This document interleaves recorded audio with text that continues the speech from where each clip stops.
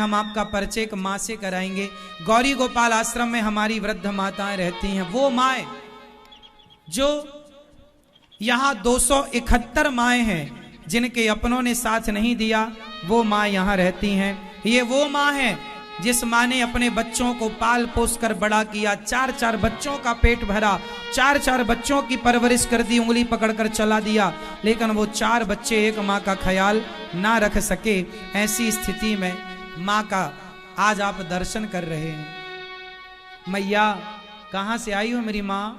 बिहार से। बिहार। कौन कौन है आपके घर में बेटा बेटी? 4 बेटा। 4 बेटा हैं, 4 बेटे हैं और फिर भी आपको यहाँ रहना पड़ रहा है, क्यों?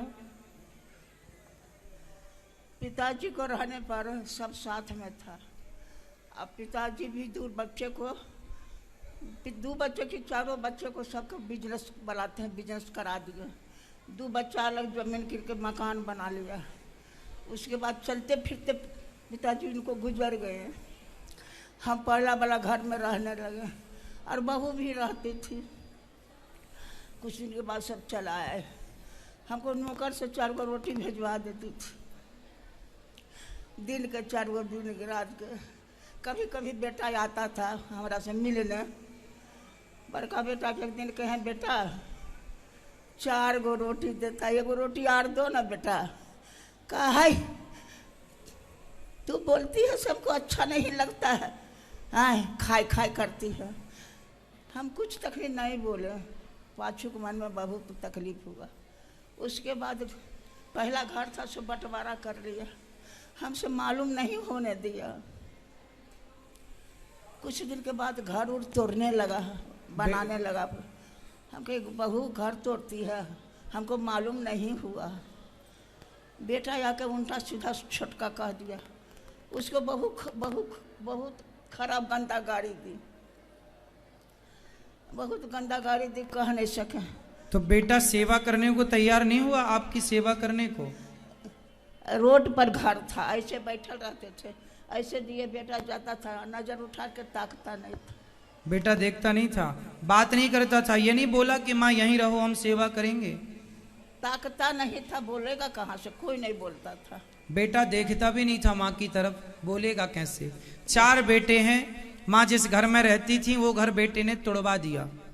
माँ रोटी मांगती तो पेट भर रोटी देने को तैयार नहीं। अब इस स्थिति में कहाँ जाए माँ? 4 बेटे हैं तो 4 में से माँ किसी 4 में से एक ने नहीं बोला कि हम सेवा करेंगे? शरीर कमजोर होते गया तब चल आए हैं यहाँ, क्या करते? तो बेटों ने रोका नहीं कि हम सेवा करेंगे?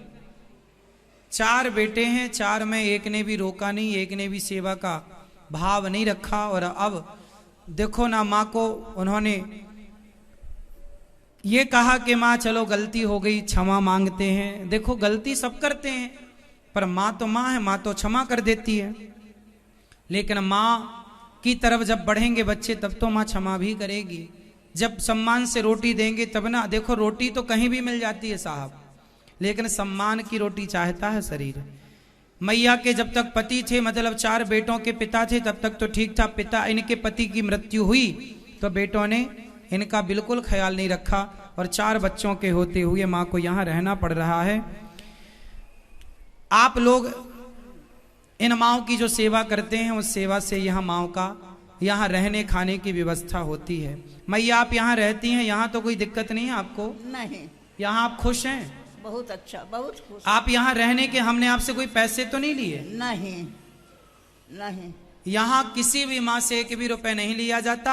आप जो सहयोग करते हैं उसी सहयोग के बल पर माँओं की सेवा होती है। आपको लगे कि आपको भी इन माँओं का सहयोग करना चाहिए तो आप इन माँओं के लिए एक कमरा बनवा कर, अब जगह कम पड़ी, ये बड़ा आश्रम बनाना पड़ रहा है, तो एक कमरा बनवा कर आप भी इन माँओं को दे सकते हैं, या एक कमरे की छत डलवा सकते हैं, या एक माँ को आप 1 महीने का भोजन, 1 साल का भोजन देकर माँ की अन्न सेवा कर सकते हैं कि हमारी माँ, ये माँ आपकी भी तो माँ है, हम सबकी जिम्मेदारी है। तो हम सब इन माँओं की सेवा करें और इन माँओं की सेवा करके पुण्य के भागीदार बने। क्योंकि कोई अपनी इंसानियत माने ना माने, पहचाने ना पहचाने, हमारी और आपकी इंसानियत जब तक जिंदा है तब तक हम इनकी सेवा कर लें और इंसानियत का परिचय दें। मैया अब आपका ये 5वां बेटा ये दास अनिरुद्ध है, और हम सब आपके बेटा बेटी बनकर आपकी सेवा करेंगे। आप सदा यहीं रहिए और ये दास आपकी सदा सेवा करेगा। आप कितने लोग माओ की सेवा के लिए तैयार हैं?